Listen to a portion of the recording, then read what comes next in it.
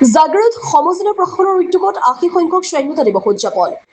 সমগ্ৰ দেশ আৰু ৰাজ্যৰ লগতে জাগৃত সমজিলা প্ৰশাসনৰ উদ্যোগতো শনিবাৰে অতি উলহ মালহেৰে ভাৰতৰ ৮০ সংখ্যক স্বাধীনতা দিৱস উদযাপন কৰা হয়।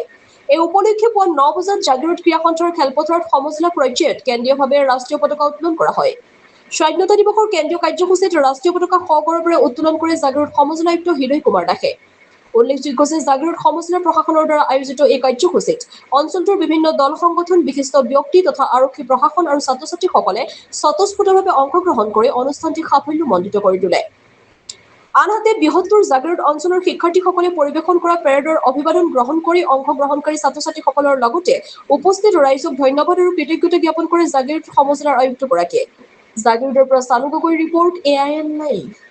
আজি জাগৃত সমজিলাৰ অধীনত ৮০ সংখ্যক স্বাধীনতা দিৱস আজি আমি ইয়াতে উদযাপন কৰিছোঁ।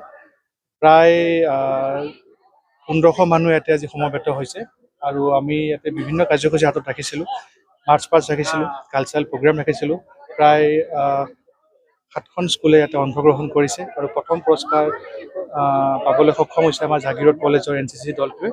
আৰু আপোনালোক সকলোৰে মাধ্যমেৰে মই জাগৃতবাসী ৰাইজ, অসমবাসী ৰাইজক মই আজি স্বাধীনতা দিৱসৰ শুভেচ্ছা জ্ঞাপন কৰিলোঁ।